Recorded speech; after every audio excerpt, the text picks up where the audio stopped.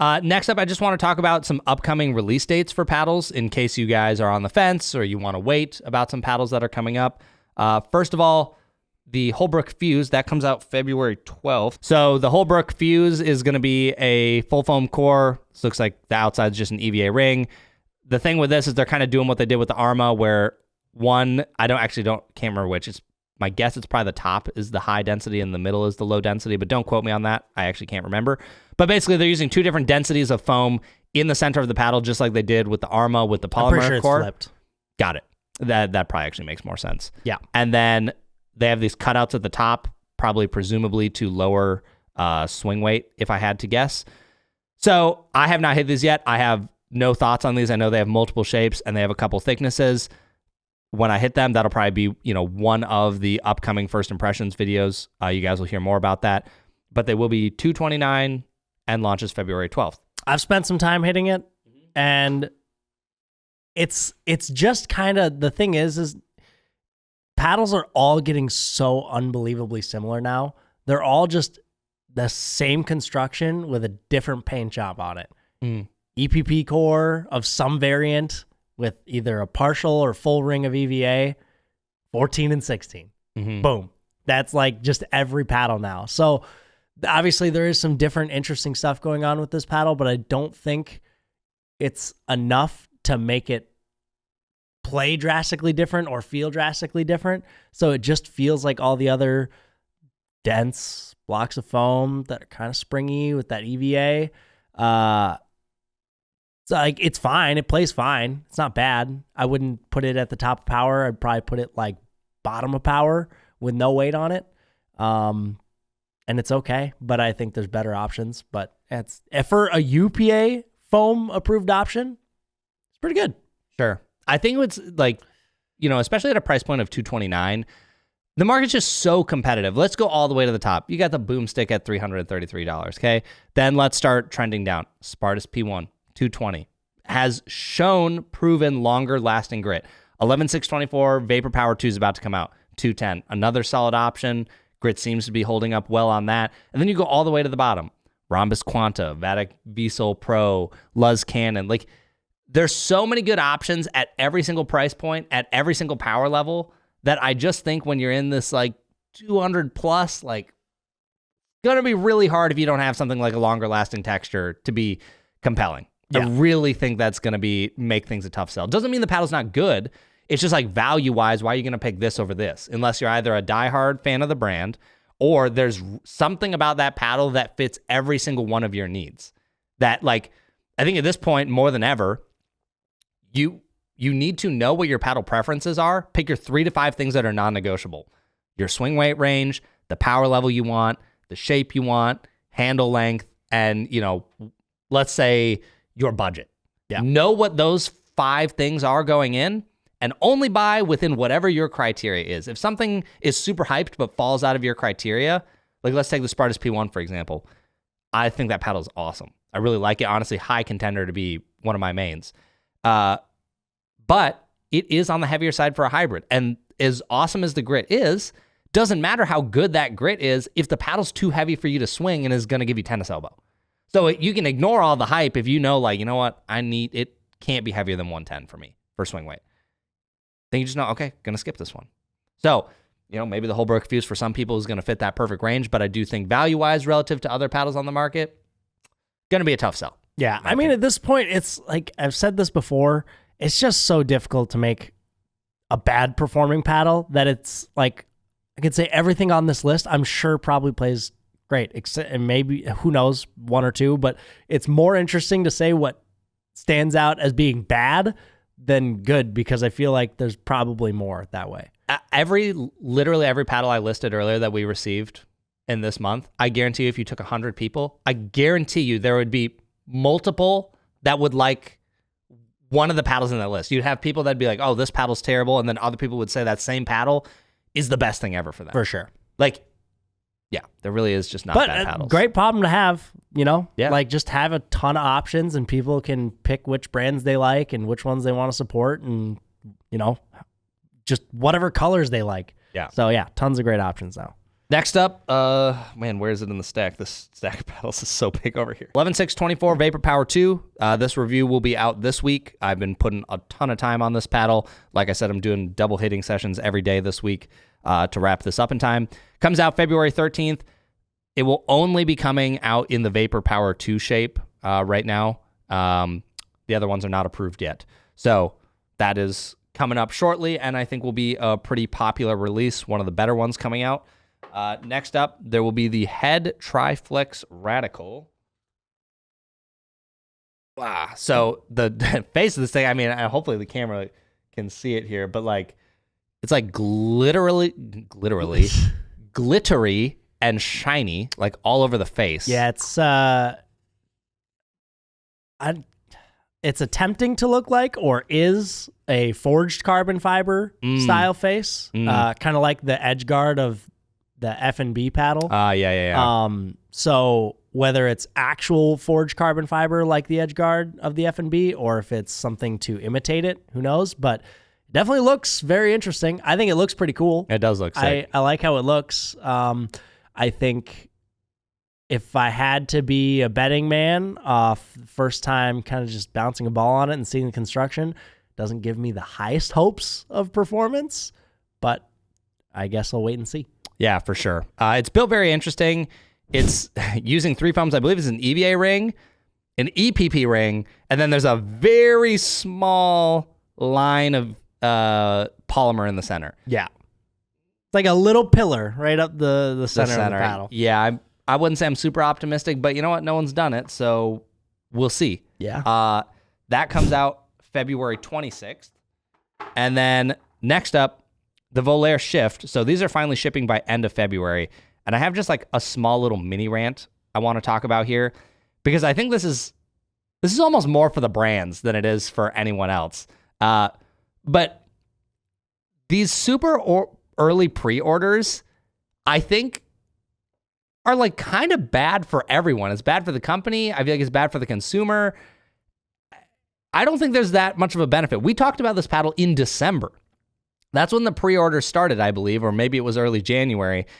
And this paddle's not shipping until end of February. Now, to my knowledge, they were supposed to be shipping in January. So this pre-order window would have been a lot smaller, but I feel like I have watched this way more times than I can count, where brands have an estimated ship date, the factory gets something wrong, or a delay happens with shipment, and then it takes a lot longer for them to get it, and then they have to push it back. I really feel like companies should just start selling the paddle when they have the paddle. I understand why they do the pre-orders, right? Trying to build some capital so you can place these big orders for paddles. Like, I understand why it happens. But in the Volair Shifts case, what I have seen happen multiple times now is that paddle got a lot of talk on podcasts and a couple reviews in like December, and probably some in January. Now there's all of these other paddles coming out. Spartus P1, 11.624, all these other paddles that I've already listed. The Pro 5 is coming up here soon.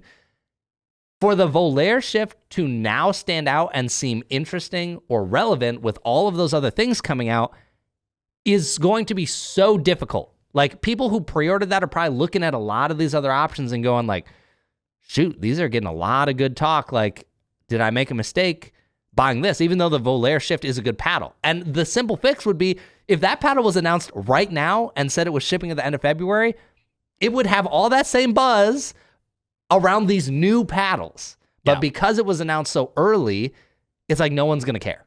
Or there's just going to be maybe not necessarily better, but cheaper options that perform similarly. So I just think if it had just been announced later, and if companies would stop doing these crazy early pre-order ones, I seriously feel like it's doing more damage to them than it's helping. Yeah. You know, I feel like even, what was it? The J6CR had pre-orders in maybe early December or something and wasn't shipping till like mid-January. That's ridiculous. I mean, a month and a half is okay, but I don't know. That's just a little mini rant. I really feel like it's hurting companies more than it's helping. Maybe they know something I don't. But yeah, I think across the board, that early of a pre-order window is bad. Yeah. Especially if you're a consumer. If you bought that in December, you're like, man, February, I still don't have a paddle? That sucks. Right. I know they didn't intend for that, but that's just how it happened. So, okay, next up, we have the Enhanced EPP Turbo. You haven't hit this yet, have you? I have not hit this. You hit it last night, I believe. I did. This one has handle wrap on it because they sent us 2 sets. So Isaac has hit one, but not this one. Yeah. We are only going to be talking about the elongated today because the 2 other shapes are not currently approved, and the MPP versions, we actually don't even have those yet. We only have the EPP models, and they're also not approved. Yep. I'm just not going to be talking about a paddle that's not on the approved list. Yep. So I guess I'll give some preliminary info, and then you can go over what you want. I haven't grabbed swing weight numbers on this. I definitely should have done that before this pod. But this one, to my knowledge, just looking at the on-paper specs, it seems like these are built like a Loco. EPP core, full EVA floating ring, believe it's a CFC layup. Like, that to me reads bread and butter Loco. But the turbos are going to be $99 after a code. So if it is like a Loco at that price, that is ridiculous because the Loco has been probably one of the hottest paddles. Yeah. And this, could probably take that over if it's $100 cheaper. For sure. So tell me what your experience was last night. Well, first of all, I just want to say I like the design. I think it looks nice. I think it's so much worse than the Duo. Really? So much worse than the Duo. Duo. Maybe it's just because I'm obsessed with cars and I think it's cool. Yeah. I don't know. The color, fantastic. Color of this paddle, awesome. Yeah, I'm Love fine it. with color. Yep. Playing with it last night, I didn't put any weight on it. I just played with it stock, and it's pretty poppy. I mean, yeah, it felt very similar to a Loco. I hit it side by side with the Loco, and yeah, they're very similar. So if you like the Loco or want to get a Loco, but they're sold out, or you just don't want to spend that much, Turbo, great option. I had 0 issues with it. I spun the ball well, had plenty of power, bagged some friends from the baseline with it. So yeah, it's a solid paddle for $99. Could not go wrong. I think this is a great option. That might become potentially, I haven't hit it, so I don't know. I'm making assumptions here. But if it plays like a Loco at that price, that might be literally one of the most popular paddles at that price range. Yeah, no, it's great. But the one thing I said, I know I said we weren't going to talk about it. I won't talk about it performance-wise, but I do think the drawback will potentially be the shapes. I think the elongated shape is pretty standardized for the most part. Yeah. But the hybrid and wide body are not the greatest shapes I have ever seen. They're just kind of odd. Yeah. We'll talk more about those when it's approved, but I do think the shape's not great. Like, if I had to pick a wide body, I would be picking the wide body Loco. Like, if I had to go and spend money, I would rather have the Loco's wide body shape than the EPP Turbo. So I kind of wish they had done a different shape there, but I'm sure they had the reasons for doing it, and I'm sure there will be people that like them, but not personally for me. So the other great thing, just, as their brand in a whole, enhance. And I know Drew/Connor, I know you're listening to this right now. I just love the fact that we were able to bully them so much with the Gen 4.5 that they have no longer started putting so many logos across their paddle. And look, it's better. 1, 2, 3. And look, fantastic. Way better. Looks awesome. Way better. So I had to point that out, poke a little fun. But yeah, I actually think it's a great paddle for the price. It's awesome. I would take this over a Quanta or a Yolo Pro 10 times. Sure. I think it's great.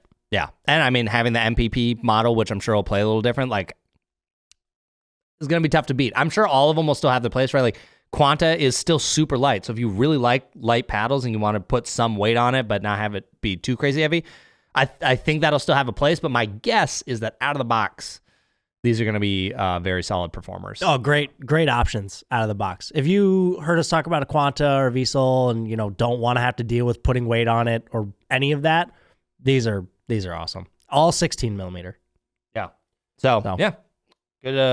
Good note there. So that comes out March 1st. Nice. Assuming there's no delays. Hopefully there's no delays. Next up, I'm sure, probably what'll be one of 2026's most popular paddles, the Yolo Pro 5, is basically announced. So we are going to their launch event here soon. Next week? Yep. And then it sounds like March 3rd is when they're coming out. I saw some teaser with a date on their Instagram, and it does seem like there's going to be a hybrid shape. They put up a teaser yesterday, I think it was, and it was a little skit with Tyson and Fed, and then the caption was something like Scorpius plus Perseus equals, and that's obviously a hybrid shape.